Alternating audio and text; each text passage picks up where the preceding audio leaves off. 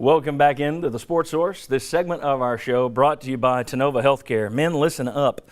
1 in 6 of you will be diagnosed with prostate cancer at some point in your life. For that reason, Tennova has created their Men's Health Center of Excellence. And as a prostate cancer survivor myself, I love the fact that those going through the battle can get a ton of information first, and they get a nurse navigator to help them through every single step of the process.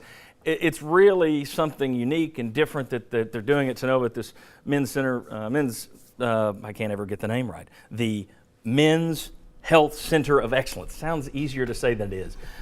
What they do is they have this nurse navigator who literally works with you and you alone. So everybody gets custom treatment for their situation because no two situations are the same.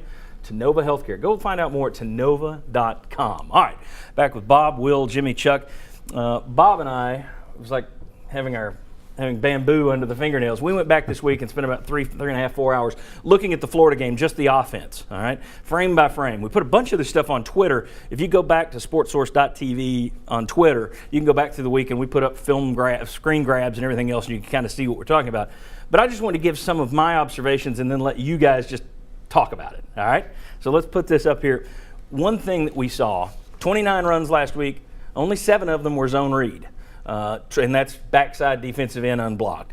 2 zone reads out of those 7 where the quarterback, you could make a comment, should have kept the ball. He might have gained more than the running back, but only 2. Of the times the defensive end was left unblocked, he made 1 tackle, just once in the whole game, all right?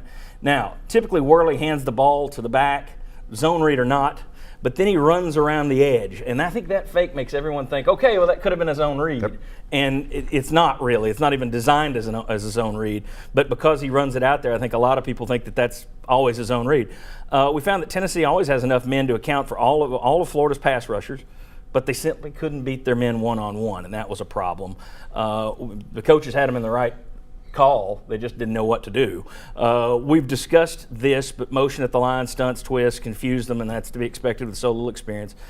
Will and Mike Stoll have both pointed out, Shazan pointed out last segment, they can withstand a rusher's first move, but boy, that second move just blows them out of the water. And that you only get that with experience.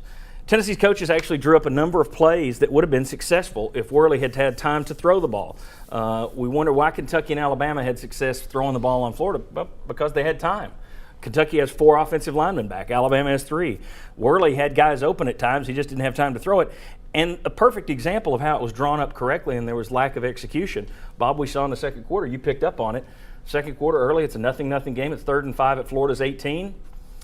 Worley has Pig Howard across the middle. The safety has dived out of the play. It's a touchdown. At the snap of the ball, safety bails out. Pig Howard's wide open. Now he chose Marquez North and would have had a first down. Yeah, but he has a touchdown. If he has another second, he can find Pig Howard. That was early, wasn't it? Yeah. Real early. Yes, it was the first or second play in the second quarter.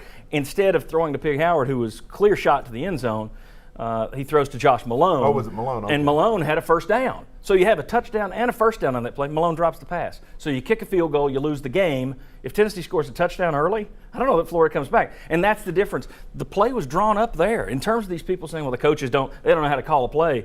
No, they call that one perfectly. You had a bad decision by your quarterback, and you had a drop by your receiver, and instead you lose the game and the coaches are idiots. My thinking, guys, when I look at this offense, and I said it last week, and after looking at the tape, I think it's more true than anything. I don't care about scheme. I don't care about quarterback keepers.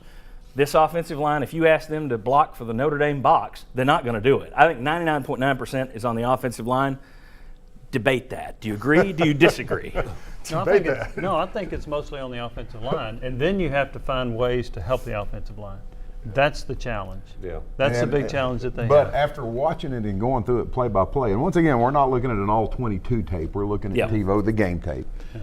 But going through it, there's no options because you can't block anybody. Okay, when you can't give your quarterback 2 seconds, what do you do in your pass game? Well, what they did against Georgia was they ran a double reverse. But what they did against Georgia was they ran some draw plays. I didn't see that. They were more creative in their play calling against Georgia than they were Florida.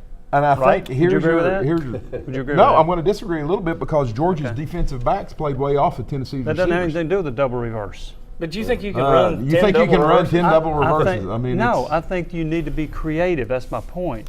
You have to be more creative in your play calling if you have an inferior offensive line. But the problem is when the teams that are most creative in their play calling, their other plays are successful, and that's what sets up the double reverses and all the other things. And to me, I think we'll you need more disagree. quick hitting stuff too. I mean, I agree with that it too. takes That's way right. too long for these receiver routes to come open. That's right. You need some shallow crossing routes. You got to get I- better in the screen game. I agree with more. They need to have a few more drag routes in there. I thought across the middle, have one Tight guy, end delays. have somebody Yeah. on the Wes Welker Sure. route, if you will. Yes. Exactly, exactly. But they do that on occasion. I mean, it's not they don't do it on every down like Yeah. the Broncos But- or Patriots do. Right, you can't But- do it on every down. I get Yeah, that. but again, I think we need to have you come. Let's I'd love plan to. that. Let's all do that, Well, and we'll watch. Butch Jones has invited me to watch Yeah. tape, so I'll come watch tape. Yeah, with you I'd love guys. to. Well, why don't Butch come watch with us? brick by brick. But here's the thing. Here's the thing. You have to understand. I think you can make something do and get a little enough time with your two guards and your center. Your two tackles against a defensive end are not going to hold up. You're right. They're going to get beat. Your right guard doesn't hold up a lot either. He doesn't at times, but he does better than your two tackles right now. Your two tackles, it's a swim move, and I'm by it. it's So almost then every- where's the help for them? Where's the tight end on that side? Well, Where's we saw that, and we yeah. saw the tight end get run around or run over. See, as and well. that's part of your problem is your another tight freshman. end is a freshman too. Yeah. And see, You here's know, the your other back thing, too. that's helping you They- block they've is a got- freshman. Usually with an offensive line, it does at least one thing well, or you have at least one guy you can count on. Yes. You don't have that with this offensive line. Usually you can, okay, we run the ball somewhat efficiently, or we're really good at pass protection. Would you feel better about this line if you had one guy from last year back? Yes. Of course you would. Yes. Yeah. You don't have any. And you talk about keeping the backs in to help, so forth and so on. That was a play where Curbison does the right thing. Curbison leaves the defensive end to go get a blitzer. The defensive end is going to be Jalen Hurd's responsibility. Probably. Now, you don't know for sure. Maybe Agreed. Curbison did the wrong thing. And Hurd just totally, completely whiffs on it. Okay, Yeah. hurry. My thing, Last word. Do you have a second string or third string defensive tackle that you can put another jersey on and say, by God, you're going to line Yeah. outside the tackle, and that defensive end, you two are going to dominate. I mean, get a mean guy in The more there. you do that, the fewer routes you have. I understand, but right well, now you can't get to any I mean, of there them. were plays where you kept I'd rather have everybody- two dominant wide you receivers go out and try to make something everybody, happen. You keep everybody at a block. You get three guys out in your pattern. But all right, when we come back, it was ugly. Trust me. Yeah. Maybe Jimmy, you don't want to watch the game tape the second time. It was I pretty felt painful. a lot All right. worse after it was over. Worse after going watching out it. than coming Yeah. in. Yeah. Yeah. Well, the offensive line in particular. All right, when we come back, where are the wins? Tennessee needs 3 more wins to get bowl eligible. We'll look at the last step of the schedule coming back on the Sports Source. We'll be fast. Quality, quick. Trust Fast Frame.